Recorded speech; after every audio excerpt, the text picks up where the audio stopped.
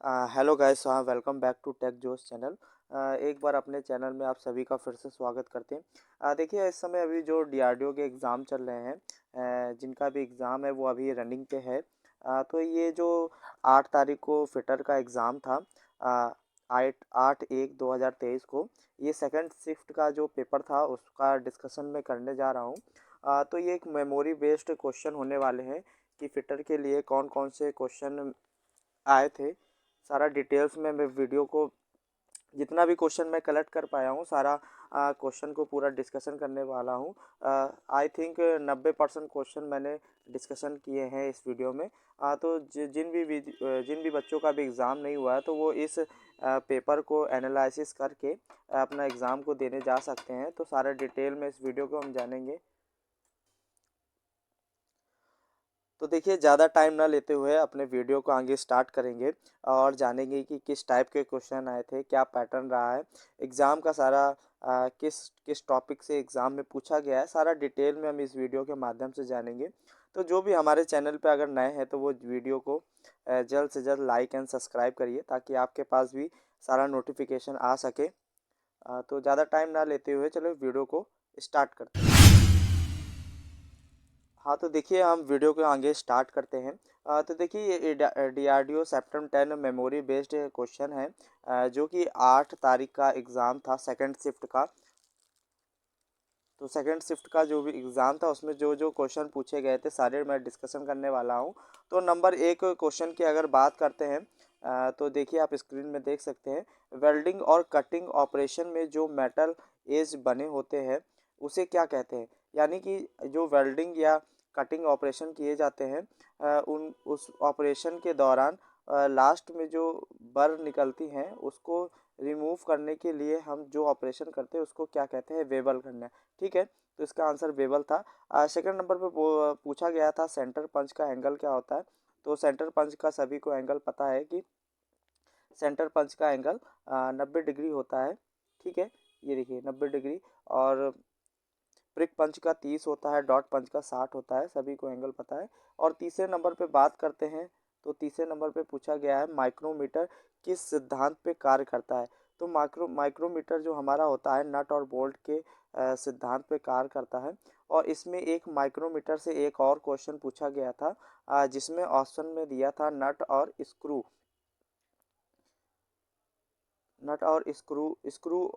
Screw ऐसे option में दिया गया था, तो उसका ऑप्शन यही था। तो ऐसे ही देखिए, फोर्थ नंबर पे पूछा गया था कि एक्मे थ्रेड का एंगल कितना होता है। तो हमारा जो एक्मे थ्रेड का एंगल होता है वो 29 डिग्री होता है। फिफ्थ नंबर पे देखिए, लोहे का सबसे शुद्धतम रूप कौन सा होता है। तो जो हमारा लोहे का सबसे शुद्धतम रूप होता है वो हमारा रॉट आयरन होता है, यानी कि सबसे शुद्ध लोहा। और जो जिसमें सबसे बेकार जो हमारा आयरन आयरन ओर होता है वो हमारा पिग आयरन होता है।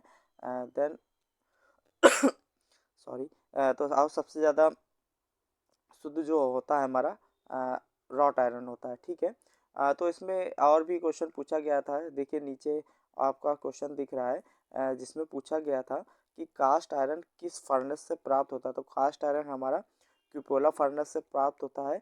पिग आयरन हमारा ब्लास्ट फर्नेस से प्राप्त होता है। और पुडलिंग फर्नेस देखिए। उसके बाद 7 नंबर क्वेश्चन की अगर बात करते हैं तो 7 नंबर पे पूछा गया था एसी वेल्डिंग मशीन का पर्पस क्या होता है।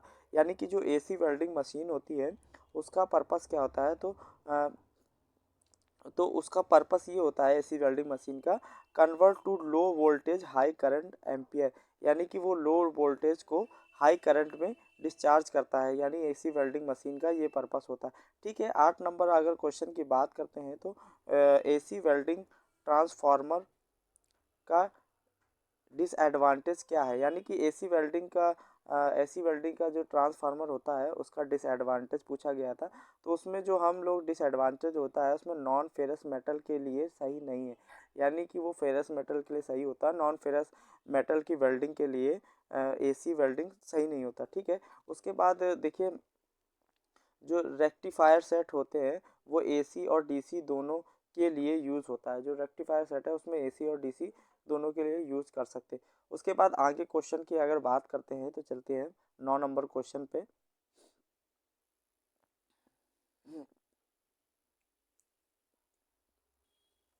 तो 9 नंबर क्वेश्चन की अगर बात करते हैं तो देखिए, ऐसी कौन सी वेल्डिंग मशीन है जिसका प्रयोग दूर कहीं जहां पर इलेक्ट्रिक लाइन ना हो। तो ऐसी कौन सी वेल्डिंग मशीन का प्रयोग किया जाता है। तो इंजन जनरेटर सेट का प्रयोग किया जाता है, जहाँ पे इलेक्ट्रिसिटी प्रोवाइड नहीं होती है वहाँ पे इंजन जनरेटर सेट का प्रयोग किया जाता है। देखिए ये सारे क्वेश्चन बिल्कुल एग्जैक्ट ऐसे ही आए थे। ये सारे क्वेश्चन को कलेक्ट करने में बहुत टाइम लगा। जो भी स्टूडेंट का फीडबैक आया है उनको लेके ही ये सारे क्वेश्चन मैंने प्रोवाइड किए हैं, और सेम 8 तारीख को मेरा भी एग्ज़ाम था, तो ये डिक्टो यही सारे क्वेश्चन आए थे फिटर के। तो आगे 10 नंबर पे बात करते हैं। नंबर क्वेश्चन की अगर बात करते हैं तो मशीन फिनिश सतह पर क्लियर लाइन प्रदान करने के लिए किस मार्किंग मीडिया का प्रयोग किया जाता है। तो देखिए ये पूछा गया है, अगर कोई हमारा जॉब फिनिश होता है तो उस पर क्लियर लाइन प्रदान करने के लिए कौन से मार्किंग मीडिया का प्रयोग करते हैं। तो उस मार्किंग मीडिया का नाम है प्रिशियन ब्लू मार्किंग मीडिया का प्रयोग करते हैं। और देखिए अगर एक क्वेश्चन ये भी आता है कि सबसे ज़्यादा सूखने वाला मार्किंग मीडिया कौन सा है, तब भी प्रिशियन ब्लू में ही टिक करेंगे। तो उसके बाद देखिए 11 नंबर पे अगर बात करते हैं तो कौन से फाइल के शेप एंड पैरेलल टीथ होते हैं जिनका प्रयोग सॉफ्ट और नॉन मेटेलिक मटेरियल्स के लिए करते हैं। तो उसका जो ऑप्शन है ड्रेड नोट फाइल का प्रयोग करते हैं। उसके बाद 12 नंबर क्वेश्चन की बात करते हैं। तो ऐसा कौन सा नट है जिसका टॉप पार्ट सिलेंड्रिकल आकार का और बॉटम पार्ट हेक्सागोनल आकार का होता है। तो ये वेरी सिंपल क्वेश्चन था, इसका जो ऑप्शन है वो केशल नट रहेगा। यानी कि इसका केशल नट का ऊपर का जो हिस्सा होता है वो सिलेंड्रिकल होता है, और नीचे का जो हिस्सा होता है वो हमारा हेक्सागोनल होता है। ठीक है, तो हेक्सागोनल होता है, उसमें क्या होते हैं ये ऊपर के पार्ट में स्लॉट कटे होते हैं। तो उसको हम लोग क्या बोलते हैं, उसको हम लोग केसल नट बोलते हैं। ठीक है, उसके बाद 13 नंबर क्वेश्चन की बात करते हैं। तो 13 नंबर में क्या पूछा गया था, कोच वेल्डिंग वर्क में कौन सा नट उपयोग किया जाता है। तो कोच वेल्डिंग वर्क के लिए स्क्वायर नट का प्रयोग किया जाता है।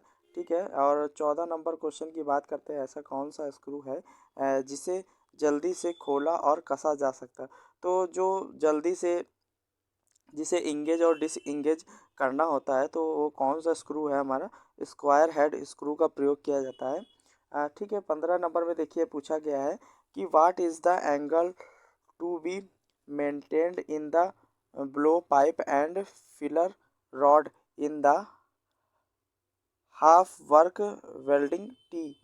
तो इसका जो एंगल पूछा गया था कि हमारा blow pipe and filler rod के बीच में जो हमारा एंगल होता है वर्किंग में, तो वो 60 से 30 डिग्री हमारा एंगल प्रोवाइड किया जाता है। ठीक है, 15 नंबर क्वेश्चन ये हो गया।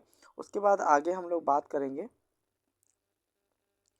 तो देखिए अगर 16 नंबर पे जो क्वेश्चन पूछा गया है, सरफेस हार्डनिंग प्रोसेस में किस स्केल फ्री सरफेस प्राप्त होती है।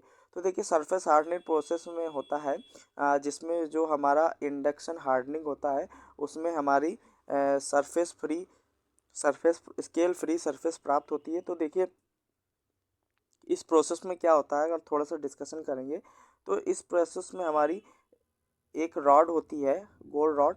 उसमें क्या होता है उसमें हाँ, ऐसे इसमें ऊपर से एक कॉइल जाती है जो कि तांबे की कॉइल होती है, जिससे क्या होता है पार्ट ऊपर का हमारे सतह गर्म हो जाती है, जिससे जिससे पीछे से क्या होता है पानी के फुहारे से उसको तुरंत इंस्टेंट ही ठंडा कर दिया जाता है, जिससे क्या होती है हमारी ऊपर की सतह हार्ड हो जाती है और उसमें कोई भी स्केल नहीं होता है, यानी कि कोई भी पपड़ी नुमा सतह प्राप्त नहीं होती है, ये तुरंत हार्ड हो जाता है। तो इस प्रोसेस को हम लोग क्या कहते हैं, इंडक्शन हार्डनिंग बोलते हैं, जिसमें स्केल फ्री सतह प्राप्त होती है। ठीक है, 17 नंबर क्वेश्चन की बात करते हैं, स्टील में टेम्परिंग प्रोसेस क्यों किया जाता है।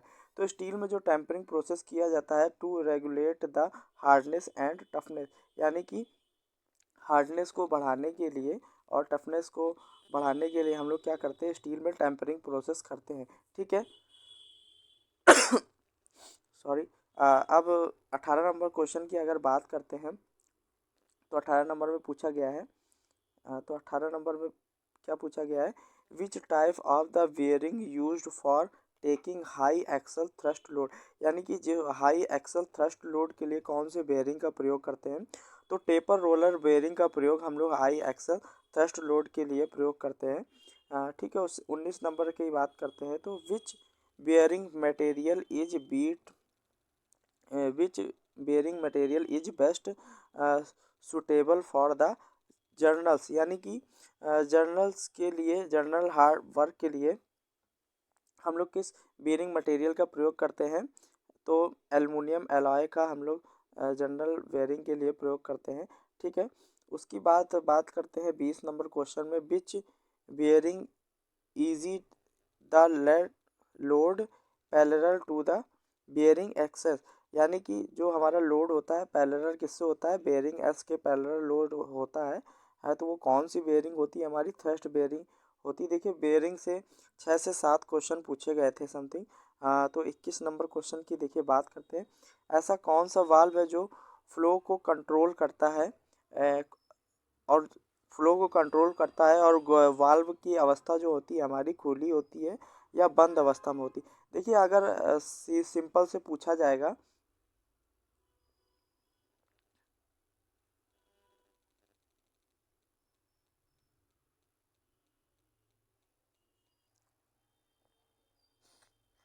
हाँ तो देखिए अगर सिंपल ऐसे पूछा जाएगा कि ऐसा ऐसा कौन सा वाल्व है जो फ्लो को कंट्रोल करता है, अगर सिर्फ इतना पूछा जाएगा तो हमारा कौन सा वाल्व होता है, वो हमारा होता है ग्लोल वाल्व। लेकिन अगर आगे कंडीशन दे दी जाएगी वो खुली अवस्था में हो या तो बंद अवस्था में रहेगा, तो हमारा कौन सा वाल्व आंसर हो जाता है, गेट वाल्व होगा। ठीक है, तो ये दोनों क्वेश्चन इंपॉर्टेंट है। ठीक है, आप देख सकते हैं। उसके बाद आगे बात करते हैं 22 नंबर पे, तो 22 नंबर पे पूछा गया फिनिश ट्यूब सरफेस पर कौन सा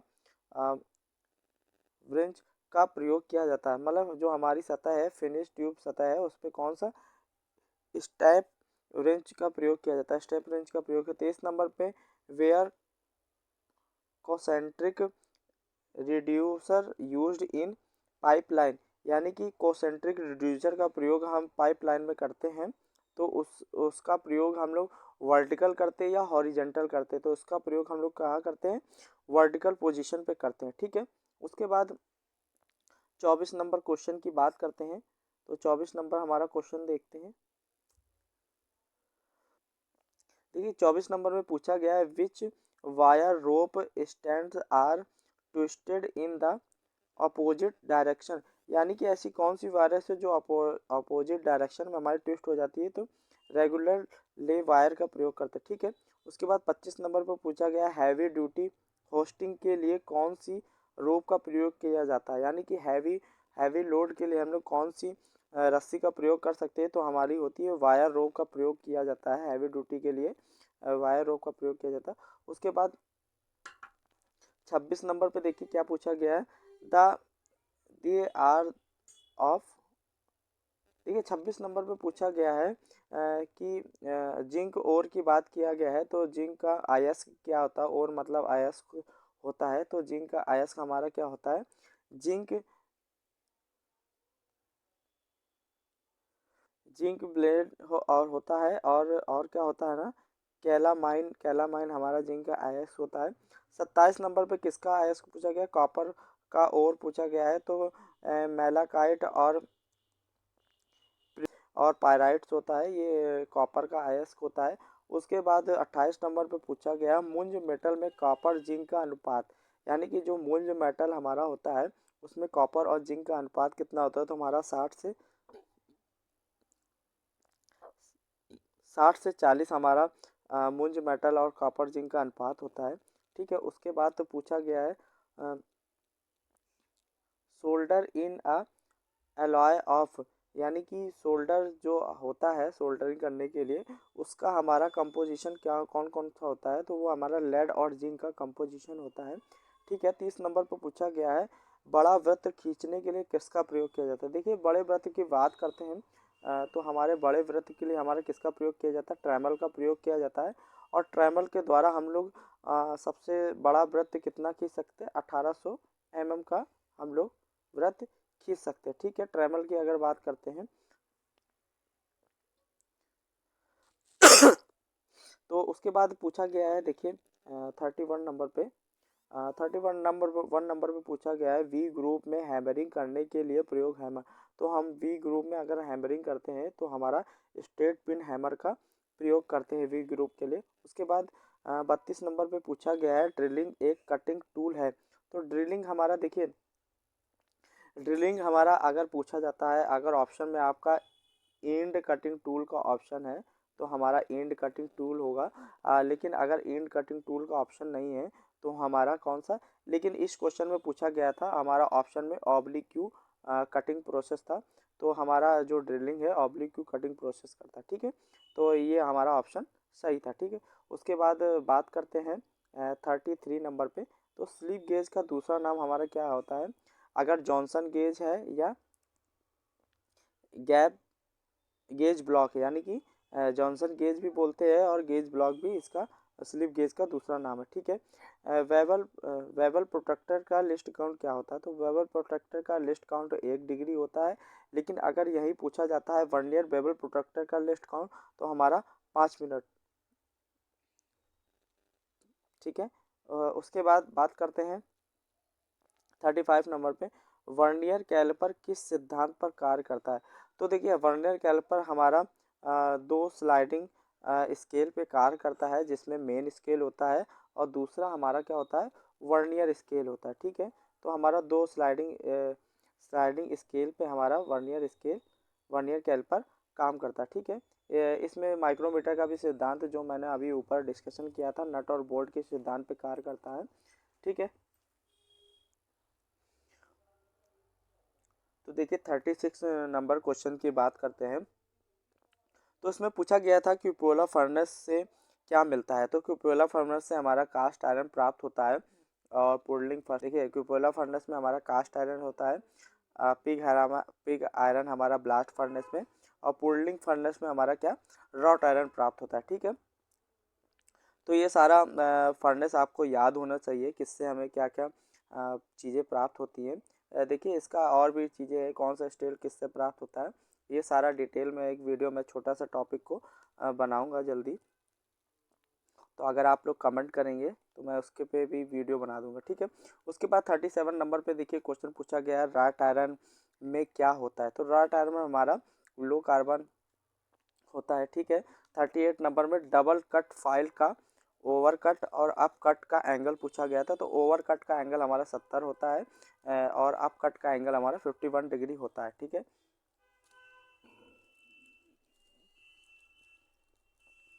तो उसके बाद 40 नंबर पे की बात करते हैं, दो मैचिंग पार्टों के बीच गैप चेक करने के किसका प्रयोग करते हैं? तो देखिए दो मैचिंग पार्ट है जिसके बीच में हमको गैप चेक करना है, तो उसके लिए हम लोग किसका प्रयोग करते हैं? उसके लिए हम लोग फिलर गेज का प्रयोग किया जाता है, ठीक है। उसके बाद बात करते हैं 41 नंबर पे। तो सरफेस प्लेट किसका बना होता है? तो सरफेस प्लेट हमारा कास्ट आयरन का भी बना होता है और ग्रेनाइट का भी बनाया जाता है सरफेस प्लेट हमारा, ठीक है। लेड का अयस्क पूछा है, लेड का ओर क्या होता है? तो लेड का ओर हमारा गैलेना होता है, ठीक है। उसके बाद बात करते हैं 43 नंबर पे। तो वह कौन सा वाल्व है जो फ्लो को एक ही दिशा में होने देता है उसे लौटने नहीं देता? यानी कि एक ही दिशा में फ्लो को करने के लिए किस वाल्व का प्रयोग करते हैं? नॉन रिटर्न वाल्व का प्रयोग करते हैं। देखिए 44 नंबर पे पूछा गया है, मास प्रोडक्शन में कौन सा टूल प्रयोग किया जाता है? तो मास प्रोडक्शन में देखिए, यानी कि मास प्रोडक्शन का मतलब होता है कि हमें ज़्यादा से ज़्यादा उत्पाद करना है, उसे मास प्रोडक्शन बोलते हैं। तो उसमें जो टूल का प्रयोग किया जाता है, थ्रो अवे टूल का प्रयोग किया जाता है, यानी कि उसकी जो टिप होती है उसकी टिप पे यूज़ किया जाता है। जब वो ब्लंड हो जाता है टूल हमारा तो उसको फेंक दिया जाता है, उसको दोबारा से रीग्राइंड नहीं किया जाता है, उसको हम लोग बोलते हैं थ्रो अवे टूल, यानी कि उसको यूज़ करके दोबारा फेंक दिया जाता है, रीग्राइंड नहीं किया जाता है। तो ऐसे टूल को हम लोग थ्रो अवे टूल कहते हैं। तो ऐसा टूल का प्रयोग हम लोग मास प्रोडक्शन में करते हैं।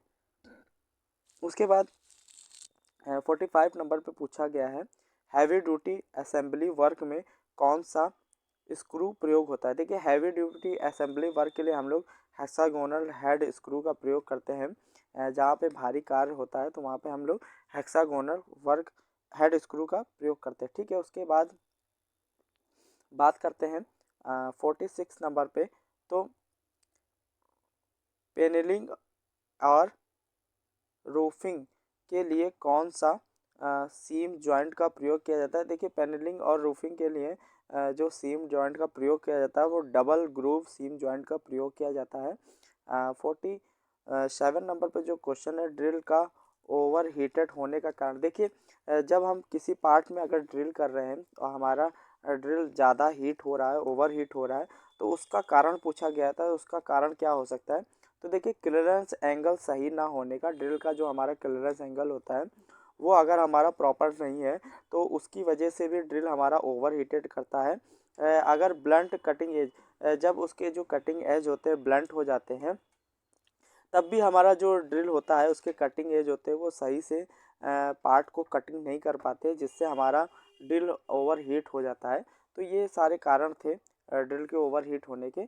उसके बाद देखिए 48 नंबर की बात करते हैं, तेल की कौन सी प्रॉपर्टी के कारण तेल में आग लग जाती है? यानी कि तेल में जो प्रॉपर्टी होती है जिसके कारण वो आग पकड़ लेता है, तो वो हमारा कौन सा पॉइंट होता है? वो हमारा फायर पॉइंट होता है। यानी कि तभी वो आग को हमारा पकड़ लेता है।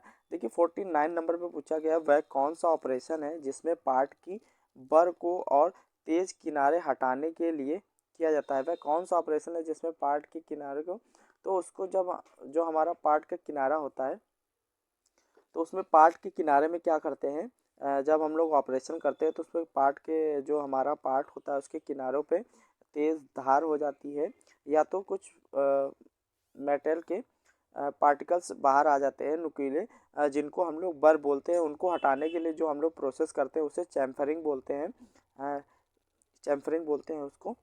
ठीक है, उसके बाद बात करते हैं 50 नंबर की। तो वह कौन सा दोष उत्पन्न होता है जब कैरिज को लॉक नहीं करते हैं और फेसिंग करते समय? जब हम लोग क्या करते हैं, फेसिंग करते हैं, फेसिंग ऑपरेशन करते हैं, अगर हम लोग कैरिज को लॉक नहीं करेंगे तो ऐसा कौन सा दोष उत्पन्न होगा तो हमारे जॉब पर? तो जब हम लोग कैरिज को लॉक नहीं करेंगे तो उसमें जो उसका जो फेस होगा वो अवतल फेस होगा, यानी कि कॉनकेव फेस प्रोड्यूस होगा, यानी कि अगर हम कैरिज को लॉक नहीं करेंगे। ठीक है, उसके बाद 51 क्वेश्चन की बात करते हैं, ग्रे कास्ट आयरन में कार्बन किस रूप में पाया जाता है? तो ग्रेफाइड स्केल्स के रूप में हमारा कार्बन पाया जाता है। उसके बाद गैल्वेनाइजिंग आयरन सीट में किसका प्रयोग किया जाता है? तो गैल्वेनाइजिंग के लिए हम लोग कौन सा जिंक की कोटिंग का प्रयोग करते हैं। उसके बाद 53 नंबर पे पूछा गया है, वर्नियर हाइट गेज का साइज लिया जाता है। तो जो वर्नियर हाइट गेज होता है हमारा, उसका साइज लिया जाता है the height of the beam, जो उसकी बीम होती है उसकी हाइट से हम लोग वर्नियर हाइट गेज का साइज लेते हैं। प्रोफाइल गेज का दूसरा नाम हमारा होता है कंट्यूरेंट गेज होता है, कंट्यूर गेज बोलते हैं उसको। ठीक है, सिंबल ऑफ रेजोनाइट बॉन्ड। तो रेजोनाइट का जो सिंबल होता है उसे बी से प्रदर्शित करते हैं, रेजोनाइट बॉन्ड को हम लोग बी से प्रदर्शित करते हैं। उसके बाद 56 नंबर पे पूछा गया है, ट्राई स्क्वायर का कार्य क्या नहीं? देखिए ट्राई स्क्वायर की बात करते हैं, उसमें पूछा गया उसका क्या यूज़ नहीं है। तो हमारा जो यूजेस होते हैं, पहले अगर हम उसको जान लेंगे तो हमें पता चल जाएगा ट्राई स्क्वायर का यूज़ क्या नहीं होता। तो देखिए ट्राई स्क्वायर की बात करते हैं तो वो हमारा एक चेकिंग इंस्ट्रूमेंट है। वो हमारी जैसे जॉब के कॉर्नर को या 90 डिग्री में कॉर्नर को चेक करने के लिए प्रयोग किया जाता है, या समतल सतह को चेक करने के लिए प्रयोग किया जाता है। ठीक है, उसके बाद इससे हम लोग ट्राई स्क्वायर से क्या कोणों की माप नहीं ले सकते। ठीक है, तो ट्राई स्क्वायर से हम लोग सिर्फ 90 एंगल को मेजरमेंट कर सकते हैं और बाकी कोण को हम मेजरमेंट नहीं कर सकते। ठीक है, 57 नंबर की बात करते हैं, अलग अलग गति प्रदान करने के लिए प्रयोग ड्राइव। जो देखिए अलग अलग गति प्रदान करने के लिए हम लोग किसका प्रयोग करते हैं लेथ मशीन पे? स्टेप कोन पुली का प्रयोग करते हैं, जिससे हमारे क्या होते हैं, अगर 3 स्टेप कोन पुली है तो हमारा 6 हम लोग को ड्राइव प्रदान होंगी। जितने स्टेप बढ़ते जाएंगे उसका डबल हम लोग को ड्राइव प्रदान होती है। ठीक है, उसके बाद नंबर की बात करते हैं तो 58 नंबर क्वेश्चन में पूछा गया था ब्लास्ट फर्नेस का सबसे गर्म पार्ट क्या होता है। तो जो ब्लास्ट फर्नेस होती है हमारा, उसमें जो बोस होते हैं, बोस हमारा सबसे गर्म पार्ट होता है।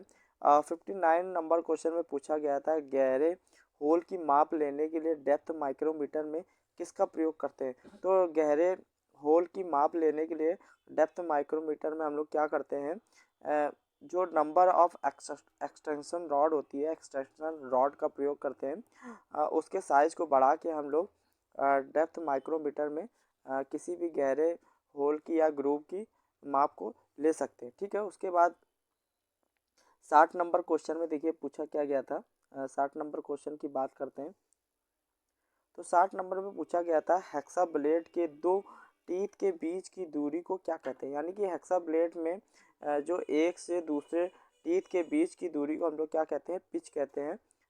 इसका आंसर पिच था हमारा। ठीक है, उसके बाद 61 नंबर पे पूछा गया था the additional of which marks cast iron hard. यानी कि ऐसा कौन सा पार्ट को मिलाने पे जो कास्ट आयरन होता है हमारा हार्ड होता है। तो सल्फर मिलाने से हमारा जो कास्ट आयरन होता है वो हार्ड हो जाता है। ठीक है, अगर कोरोजन रेजिस्टेंस की बात करते हैं, हमारे पार्ट को अगर कोरोजन रेजिस्टेंस बनाने के लिए हम लोग किसका प्रयोग करते हैं, अगर हम उसमें क्रोमियम मिला देंगे तो हमारा पार्ट क्या होगा, जंग रोधी तैयार होगा। ठीक है, उसके बाद सॉरी, उसके बाद बात करते हैं 62 नंबर पे। तो which drilling machine is use to make holes at different angle. यानी कि डिफरेंट डिफरेंट एंगल में होल्स प्रोवाइड करने के लिए हम लोग किस ड्रिलिंग मशीन का प्रयोग करते हैं।